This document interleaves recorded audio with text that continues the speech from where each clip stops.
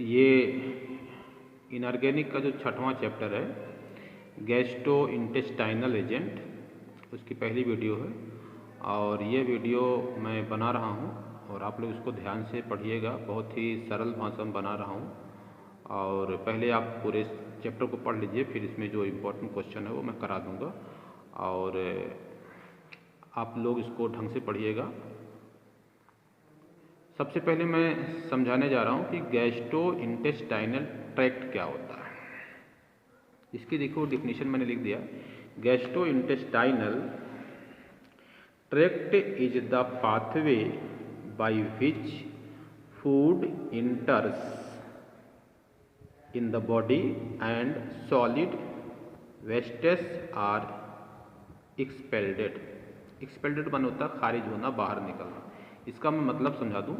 Gastro intestinal का मतलब होता है कि हमारे डाइजेशन सिस्टम से संबंधित। तो गैस्ट्रो इंटेस्टाइनल ट्रैक्ट ये होता क्या है? इज द पाथवे, पाथवे माने रास्ता होता है, वह रास्ता होता है बाई विच द फूड इंटर्स, जहाँ से भोजन प्रवेश करता है, इन द बॉडी हमारे शरीर में, एंड सॉलिड वेस्टेस और जो ठोस वेस्टेस होता है, मतलब कि जो हमारा मल होता है, हमारी जो लेट्रिन होती है, आर एक्सपेल्डेड बाहर निकलती है। वो पूरा का पूरा रास्ता हमारा क्या कहलाता है? गैस्ट्रो इंटेस्टाइनल ट्रैक्ट कहलाता है। मेरी बातें शायद आपको समझ में आ गई होंगी कि गैस्ट्रो इंटेस्टाइनल ट्रैक्ट क्या है। वो पूरा का पूरा रास्ता है जहाँ से भोजन हमारे शरीर में प्रवेश करता है और उसके बाद जो ठोस से सॉलिड वेस्टेस होता है, जो मल होता है जहाँ से निकलता है, वो पूरा का पूरा रास्ता क्या कहलाता है? गैस्ट्रो इंटेस्टाइनल ट्रैक्ट कहलाता है। गैस्ट्रो इंटेस्टाइनल ट्रैक्ट, इसको हम शॉर्ट फॉर्म में GIT भी लिखेंगे। इंक्लूड्स, इसमें सम्मिलित होते हैं, मतलब इसमें मिले होते हैं। गैस्ट्रो इंटेस्टाइनल ट्रैक्ट में ये सब सारे भाग जो होते हैं, सारे हमारे शरीर के भाग होते हैं। इंक्लूड्स का मतलब होता है सम्मिलित करना। पहला भाग क्या है? पहला हमारे शरीर का हिस्सा क्या है? ओरल कैविटी, जिसको हिंदी में मुख गुहा कहते हैं, मतलब जो हमारा मुंह होता है। दूसरा है ऑस्टोफेगस। ऑस्टोफेगस का मतलब जो हमारे गले से नीचे और हमारे स्टमक के बीच में एक पाइप होती है जिससे भोजन हमारे पेट में जाता है, उसको क्या कहते हैं? ऑस्टोफेगस। तो ये सब क्या है? गैस्ट्रो इंटेस्टाइनल ट्रैक्ट के भाग हैं। फिर क्या है? स्टमक, जिसको आमाशय कहते हैं। ठीक है। चौथा क्या है? स्मॉल इंटेस्टाइन, छोटी आंत। पांचवा क्या है? लार्ज इंटेस्टाइन, बड़ी आंत। और उसके बाद छठवां क्या? रेक्टम। रेक्टम जो होता है वो मल द्वार के ऊपर, जिसको एनस के ऊपर थोड़ा सा हिस्से को रेक्टम कहा जाता है। Each organ has definite function. ये जो सारे के सारे मतलब ऑर्गन हैं, हमारे शरीर के हिस्से हैं, उनका क्या होता है? निश्चित कार्य होता है। फंक्शनल रोल होता है। फंक्शनल रोल, निश्चित कार्य होता है। डिफिनिट का मतलब विशेष होता है ना, फंक्शनल रोल, कार्य होता है।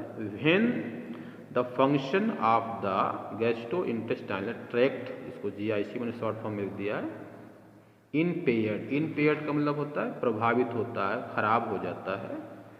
In that case following condition take place. तो निम्नलिखित कंडीशन बनती है, निम्नलिखित स्थितियाँ होती हैं। पहली स्थिति क्या है?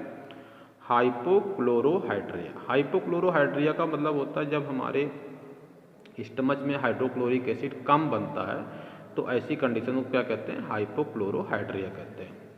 दूसरा है हाइपर एसिडिटी। हाइपर एसिडिटी का मतलब होता है जब हमारे स्टमच में हाइड्रोक्लोरिक एसिड ज़रूरत से ज़्यादा बन जाता है, उसको क्या कहते हैं? हाइपर एसिडिटी कहते हैं। तीसरा है insufficient intestine motility. Intestine motility का मतलब होता है आंतों में गति होती है, उसी गति से हमारा जो भोजन होता है वो आगे बढ़ता है। अगर हमारी आंतों में गति इनसफिशियंट हो जाए, अपर्याप्त हो जाए, इंटेस्टाइन मोटिलिटी मतलब आंतों की जो गति है वो कम हो जाए, आर कॉन्स्टिपेशन, इसी को हम क्या कहते हैं? कॉन्स्टिपेशन कहते हैं, कब्ज कहते हैं। तो ये कब्ज के भी कारण क्या होते हैं? जो हमारे जो इंटेस्टाइनल ट्रैक्ट होते हैं वो अपने काम को सुचारू रूप से नहीं करते हैं, तो ये सारी समस्याएं उत्पन्न होती हैं। पहली समस्या तो आपको मैंने बता दिया। हाइपोक्लोरोहाइड्रिया जिसमें हाइड्रोक्लोरिक एसिड कम बनता है, हाइपर एसिडिटी में हाइड्रोक्लोरिक एसिड ज़्यादा बनता है, और तीसरी कंडीशन मैंने बता दिया इनसफिशिएंट इंटेस्टाइन मोटिलिटी, मतलब आंतों में जो हरकत होती है जिससे खाना आगे बढ़ता है वो थोड़ा सा कम हो जाती है। और कॉन्स्टिपेशन माने कब्ज होता है। चौथी कंडीशन है हमारी एब्जॉर्प्शन ऑफ द फ्लूइड और इलेक्ट्रोलाइट्स इन इंटेस्टाइन, जो हमारी आंतों में जो भोजन का एब्जॉर्प्शन होता है, अवशोषण होता है, या इलेक्ट्रोलाइट को जिसको कहते हैं विद्युत अपघट्य, जो चीज़ें पानी में घुल के आयनित हो जाती है उसको क्या कहते हैं इलेक्ट्रोलाइट का, जो इंटेस्टाइन में एब्जॉर्प्शन होता है स्टिमुलेट, कभी कभी क्या होता है स्टिमुलेट हो जाता है, मतलब हमारी आंतों में जो गति होती बढ़ जाती है। द इंटेस्टाइन मोटिलिटी, कभी कभी इंटेस्टाइन मोटिलिटी जो आंतों में जो गति होती है जिससे भोजन आगे बढ़ता है वो गति बढ़ जाती है। टू फ्रीक्वेंट स्टूल, उससे हमको क्या होता है बार बार जो होता है लेटरिन आती है और उसको हम क्या कहते हैं डायरिया कहते हैं। इस कंडीशन को क्या कहता है डायरिया कहा जाता है।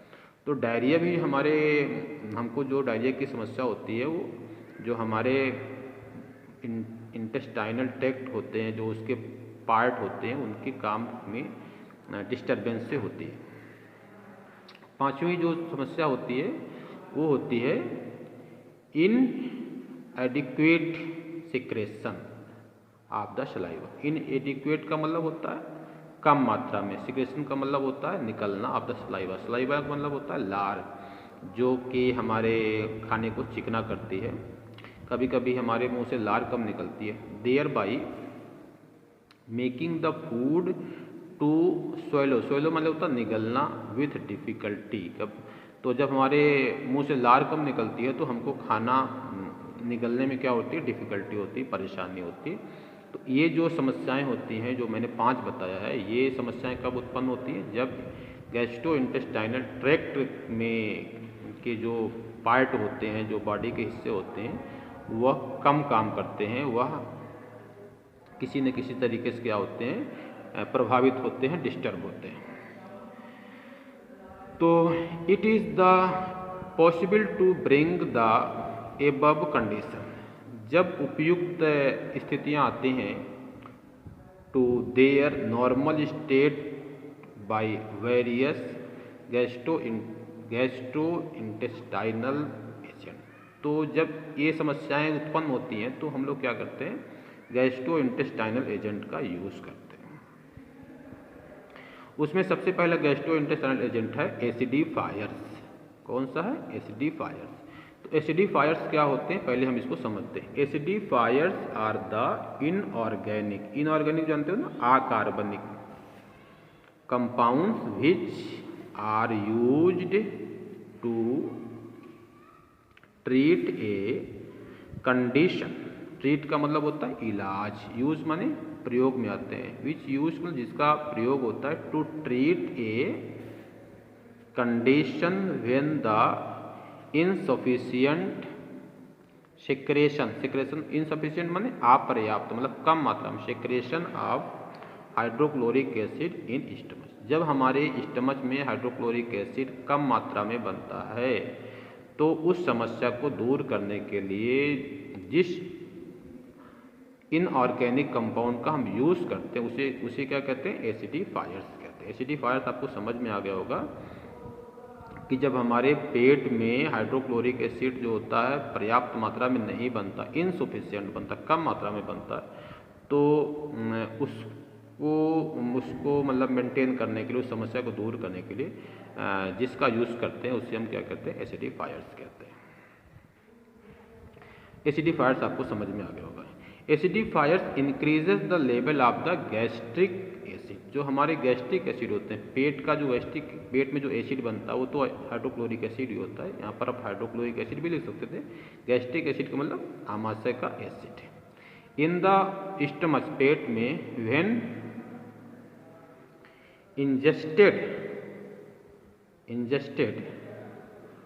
The decrease the pH the stomach pH, मतलब कि जब हम एसिडिफायर्स को अपने इंजेस्ट करते हैं, मतलब हम अपने खाना लेते हैं, इंजेस्ट करने का मतलब होता है लेना।